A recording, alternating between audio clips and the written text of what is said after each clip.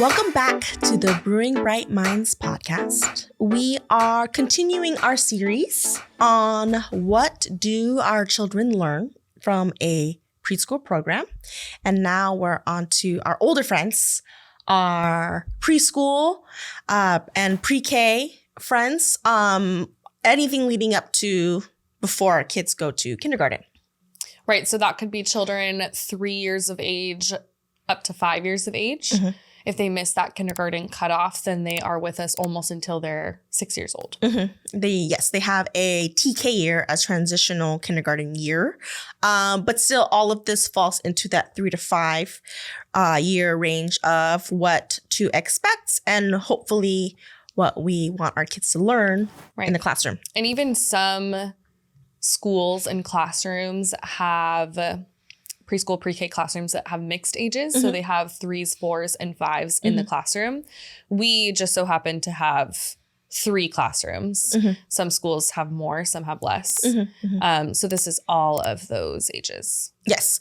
And I think across the board for 3 to 5, a major goal is to really set the foundation for academic concepts in terms of early literacy skills. So that includes letter recognition, number recognition, phonics, so letter sounds, really building number sense and applying those things at a 3-year-old age. A lot of that will take place from sensory activities with letters, art activities with letters, with numbers, so that it's kind of embedded into the activity so that it's learning through play, but really good and fun exposure to those concepts.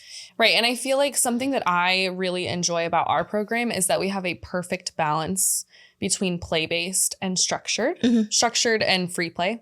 Mm-hmm. So we have a daily structured schedule in each of our 3 preschool classrooms that are similar, but also a little bit different. Our 3-year-old classroom has more free play and our 4s and 5s have a little bit less. Mm-hmm. And so I really like that because they are getting their play and their energy out. Sometimes we have parents who say that they chose us instead of a different school because we still do a lot of free play, which I really like hearing that. And so we have just such a perfect balance of it. Yes. And it's really great too, because if we're continuing to incorporate play with learning, then obviously learning is going to be fun. You're going to have a positive association with learning and the kids are going to enjoy it. And when you say, hey guys, we're going to work with letter C, they're going to rage and be all thrilled about it because we're going to play and learn about letter C. We're going to sing and dance about letter C.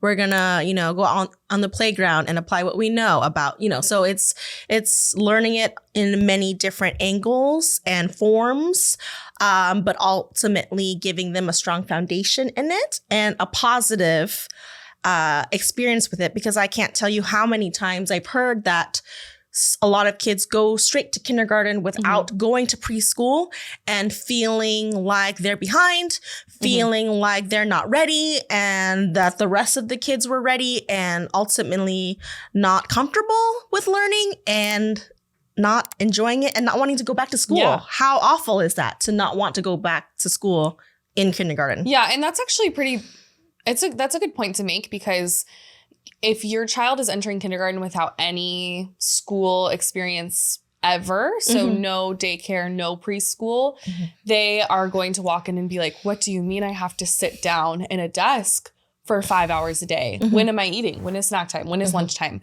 When can I play? Why can't I play with those toys? Like so many different questions, and they are so confused. Most likely, of course, every child is different. There's some children who are jumping for joy to go to school. But at least when they have their preschool experience, they know that each time is appropriate. And so when they do go off to kindergarten, it's not such a blunt surprise. Yes, yes. And they're not, again, having to learn everything all at once.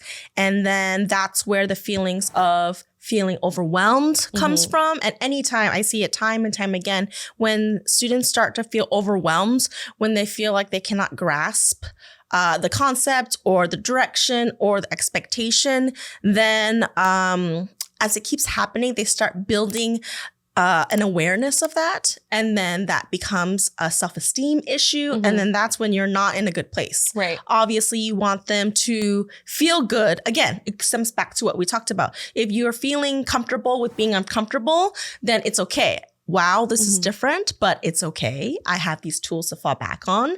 I can listen, I can learn, I can ask questions. Whereas if you haven't been in school, like you said, it's going to be like, what is going on? Why do all the other kids know what's going on? Why am I so different? And they're going to feel like an outlier. And as a result, they're not going to feel equipped and ready and wanting to learn.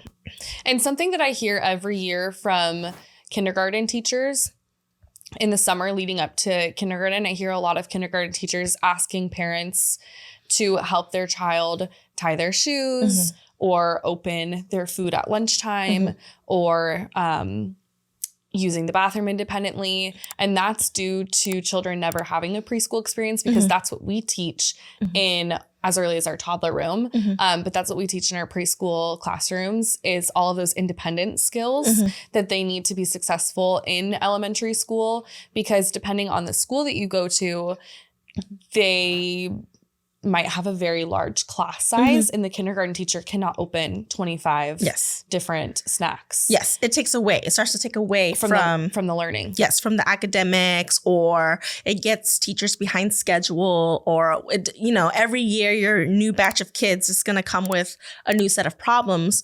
But more and more we're seeing that the kids are becoming maybe not as self-sufficient. And so then we're really trying to capture and catch up on all these, fundamental self-sufficiency skills, and then not really getting to learn as quickly and as efficiently as possible. Right. And that's also scary for the kindergarten teacher because if it's their first year of teaching or maybe their second or third and they don't really know what to expect, it's so much easier on them if they have a group of kindergartners who did have school experience, because like you're saying, they're able to just jump into the material and the teacher is able to be more comfortable in the classroom, which in return makes the kids more comfortable. Yes, absolutely. And so we have a lot of little aspects to cover. So let's focus first on academics. We just mentioned a little bit ago that, in the 3-year-old range, they are learning phonics, number sense, and all that through play. But as they're getting to that 4 to 5-year-old range, they should be ready. They should be so ready and excited and enthusiastic to learn pre-reading skills. And so what that looks like is, learning the alphabet, learning all the letters, being able to recognize them in order and out of order. Yeah, I was just going to say that. Knowing that, because the issue with the ABC song is that they're learning the song and they're not necessarily learning the ABCs. Yes. And so showing the letters to them in random order and recognizing letters that are not just in their names. And then once they master that, then recognizing what vowels are. Yes. And things like that. Yes. And also the deeper connection is because, every child develops at a different rate, of course, and we can't expect every child to know all 26 letters going into kindergarten or going into, all of that. Of course, that's a high expectation. A lot of kids can do it. Maybe some are not ready for it, but we do want them to understand that letters make words. We need them to understand that text is, text and letters is a way to communicate ideas. And, these letters make your name. That's a word. They need to understand that. They need to know the difference between letters and numbers. Yeah, I was just going to mention that as well, that this is just as important with numbers and quantities. And so they need to understand that this is the number 1 and this is the letter I, because they look similar. And just knowing that they're 2 different things and they mean 2 different things. And even just quantities of, I have 2 squares in my blocks and I need another square to continue building my tower. So that means I need 3 squares. And that they can learn through play. That's a perfect example. They're learning through play their number sense of quantity. And then that can transfer on to learning the numbers on a paper. Yes. And so really one of our more immediate goals is to have a strong foundation in letter sounds and letter recognition, as well as number recognition and quantities and value and number sense, knowing less, knowing more, what is equal, being able to sequence numbers, because having that foundation will allow them to build and understand larger numbers. A lot of our friends in our pre-K and TK class, once they know and have mastered their letters, then we can start blending. We learn consonants and vowels, and we can start blending CVC words, which are consonant, vowel, consonant words like mat, bat, sat, cat, dip, tip. When they start reading those words, then they are understanding that, wow, these units of sound create words. I can read these words to represent an idea. And it's like when they read their first word, it's huge. They really get excited. It's everything that they've learned culminating into that moment of, wow, I'm learning to read. Once they start reading their first Bob book, it's perfect. It's simple. It's short. They feel really, really accomplished. So that's really our long-term goal of being able to handle applying everything they've learned all at once. Right. Also, even though phonics and letters and number sense is really, really critical, they should also have great exposure to other subject matter, which actually all of our kids do starting young, which is arts and sciences. And so every other day or a couple times a week, they should be exposed to a science lesson just to give them context in terms of how does the world around them work. Yeah, and that also could be sensory. Sensory and science kind of go hand in hand. Exploring their natural environment, so going out onto the playground or going around the campus and taking nature walks and just being aware of where they live.